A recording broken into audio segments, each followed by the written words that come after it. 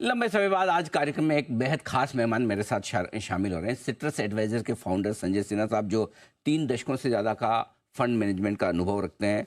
पहले आप L&T mutual fund के सीईओ के तौर पर और एसबीआई म्यूचुअल फंड के सीआईओ के तौर पर अपनी सेवाएं दे चुके हैं, और आपने करियर की शुरुआत यूटीआई म्यूचुअल फंड जैसे दिग्गज म्यूचुअल फंड के साथ की और वहाँ पर 16 साल का लंबा अनुभव भी लिया। IIM केलकटा से आपने पोस्ट ग्रेजुएशन किया है मैनेजमेंट में, और यूनिवर्सिटी ऑफ दिल्ली से आपने बैचलर्स की डिग्री आर्ट्स में और ऑनर्स इकोनॉमिक्स में किया है। संजय सिन्हा साहब, बहुत बहुत स्वागत है सर आपका। धन्यवाद हमें समय देने के लिए। बहुत लंबे समय बाद आपसे मुलाकात हो रही है। बताएं सर, बजट के बाद बाजार का डायरेक्शन कैसे देख रहे हैं आप? क्या सब कुछ हम डाइजेस्ट करके अब आगे बढ़ने को तैयार हैं? अनिल जी, सबसे पहले तो धन्यवाद थैंक यू अपने सर। प्रोग्राम में मुझको शामिल करने के लिए, थैंक और यू सर। आपके जैसे चैनल जिसको कि देश का कोना कोना देखता है उसमें अवसर प्रदान करने की। Thank you sir. रही जी, जी, रही बात बजट की, तो मेरे ख्याल से ऐसा था कि पिछले कुछ सप्ताह में जिस तरह का सेक्टोरल रैली हम देख रहे थे कि जो कॉन्सेंट्रेटेड था डिफेंस में, पावर में और रेलवेज में, उसको एक ठहराव मिला बजट से, क्योंकि शायद ये रैली इंडिकेट कर रहा था कि बजट जो प्रस्तुत किया जाएगा उसमें इंटरिम बजट से भी ज्यादा एलोकेशन इन सेक्टर्स को दिया जाएगा। लेकिन ऐसा कुछ हुआ नहीं, इसी के लिए उसमें एक शॉर्ट टर्म ठहराव मैं देख रहा हूं कि आ गया है। लेकिन इस बजट के कारण बाजार की गति में अगर कुछ रुकावट आनी थी, तो वो long term short term capital gains के बढ़ोतरी से आनी चाहिए थी। लेकिन जिस तरह से बाजार ने इसको अपने मोमेंटम में ले लिया है, उससे लग रहा है कि जिस तरह की रिटेल अंडर ओनरशिप इक्विटी में है और जो बाजार में आने को प्रेरित है, उस फैक्टर को सबसे बड़ा महत्व दे रहा है बाजार, और सस्ते में बाजार नए एंट्रेंट्स को प्रदान नहीं करना चाहता। तो मैं समझता हूं कि रैली अभी भी बरकरार रहेगी। अगर आप इसको आंकड़ों में ट्रांसलेट करना चाहें, तो मैं समझता हूं कि अगर FY25 की ईपीएस निफ्टी की देखी जाए, तो वो करीब 1150 रुपए की है, और FY26 की अगर ईपीएस देखी जाए तो वो 1290 की है। जिस तरह की लिक्विडिटी है और जिस तरह का अर्निंग्स मोमेंटम है, मेरे ख्याल से रैशनल पीक बाजार की जो है वो 22 time price earning multiple forward पे होनी चाहिए।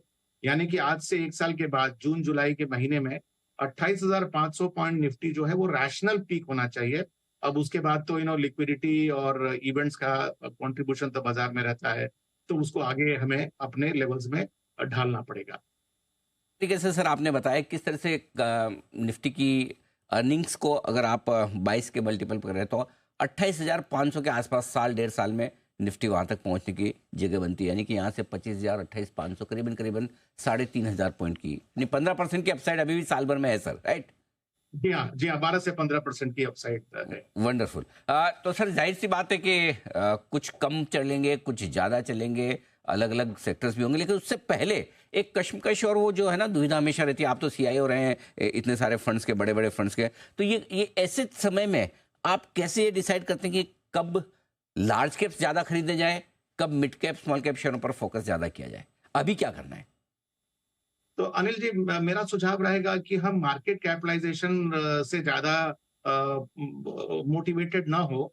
ज्यादा बेटर स्ट्रैटेजी होगा कि हम सेक्टोरल चॉइसेस करें, क्योंकि अगर आपने सेक्टर का चुनाव ढंग से कर लिया है, given the macro economic opportunity plus given the events which are happening, तो उसके बाद आप उन सेक्टर्स में जाकर देखिए कि आपको क्या लार्ज कैप स्टॉक्स ज्यादा मिल रहे हैं या मिड कैप मिल रहे हैं, और उससे एक स्टेप आगे, अगर मान लीजिए लार्ज कैप में आपको X% रिटर्न की संभावना है और मिड कैप अगर मिल रहा है जो कि आपको सेम रिटर्न देगा, तो मेरा सुझाव रहेगा कि आप लार्ज कैप को ही चूज करें। मिड कैप और स्मॉल कैप में चूंकि रिस्क ज्यादा रहता है, रिस्क मतलब कि स्टॉक की वॉलेटिलिटी ऊपर नीचे होने की संभावना ज्यादा होती है, तो आप उसी सेक्टर में स्मॉल या मिड कैप स्टॉक तभी लें जब उनका फ्यूचर आउटलुक या future stock price performance large cap से ज्यादा हो। तो अगर आप इस तरह से चुनाव करें तो वो बेटर है। और उसके बाद ओवरऑल पोर्टफोलियो लेवल पर आप देख लें कि आप लार्ज कैप और मिड कैप में इवनली डिस्ट्रीब्यूटेड है कि नहीं। मेरे ख्याल से गिवन कि पिछले कुछ 2-3 सालों में मिड कैप स्मॉल कैप की रैली ज्यादा हुई है, मैं समझता हूं आज के कॉन्टेक्स्ट में 60% लार्ज कैप हो और 40% मिड एंड स्मॉल कैप हो, तो वो ठीक है। अदरवाइज अगर आप मार्केट को देखें तो top 100 wealth creators and market capitalisation जो स्टॉक्स हैं, उनका अगर आप टोटल असेसमेंट करें तो वो करीब 90% वेट, 85-90% वेट तो उनका है। लेकिन आप अपॉर्चुनिटी के रूप में 60-40 का ratio between large cap and mid and small cap रख सकते हैं। ओके। और तेजी के मार्केट में बुल रन में सेक्टर प्रेफरेंसेस बदलती भी है। यहाँ से 28,500 की यात्रा में लीडरशिप कहाँ से आएगी, कहाँ निवेश करना चाहिए? तो मेरे ख्याल से देखिए बजट के बाद और जिस तरह की वैल्यूएशन सेक्टर्स में हो गई हैं, कुछ लीडरशिप में बदलाव होना चाहिए। कुछ सेक्टर्स तो हैं जो कि पहले से भी रेलेवेंट थे और आज भी मेरे ख्याल से रेलेवेंट रहेंगे, जैसे कि बैंकिंग एंड फाइनेंशियल सेक्टर हुआ।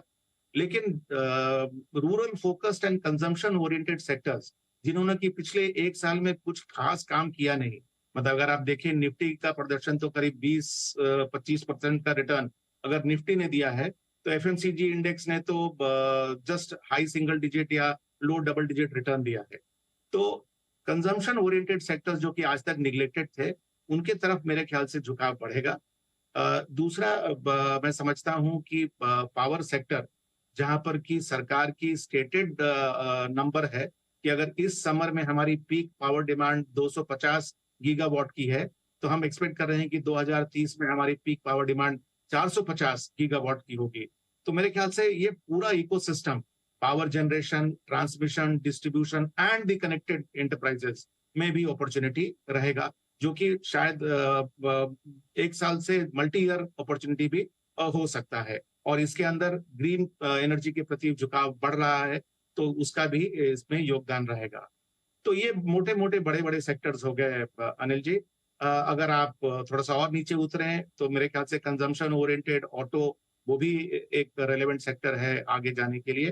प्लस जिस तरह से डिजिटल पब्लिक इंफ्रास्ट्रक्चर और की तरफ सरकार प्रेरित है, लैंड रिकॉर्ड्स और फार्मर रजिस्ट्री बनाने की बात कर रही है। तो मैं समझता हूँ इस तरह के छोटे-छोटे सेक्टर जो हैं, वो भी आगे पार्टिसिपेट करेंगे इस रैली में। बहुत ही इंटरेस्टिंग इंसाइट दिए संजय सर ने, और वो बताने की ईपीसी प्लेयर्स, हाउसिंग फाइनेंस कंपनियां, वो भी स्पेशली अफोर्डेबल हाउसिंग सेक्टर में, और एमएसएमई को लैंड करने वाली कंपनियां, ये अच्छी रह सकती है।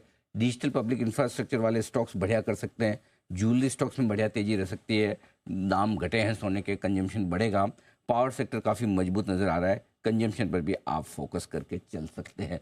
कुछ ऐसा है जो अंडर परफॉर्म करने जैसा दिखता है? स्पेशली सर मैं राय थोड़ा आपसे सरकारी कंपनियों पर लेना चाहता हूँ कि जहाँ पर रिटेल इन्वेस्टर्स ने बहुत पैसा लगाया हुआ है, वहाँ पर क्या अप्रोच रखें? मेरे ख्याल से अब समय आ गया है थोड़ा कॉशियस होने का, क्योंकि देखिए पहले प्राइस टू बुक को चेज किया जा रहा था, फिर प्राइस टू अर्निंग को चेज किया जा रहा है, अभी प्राइस टू ऑर्डर को चेज किया जा रहा है।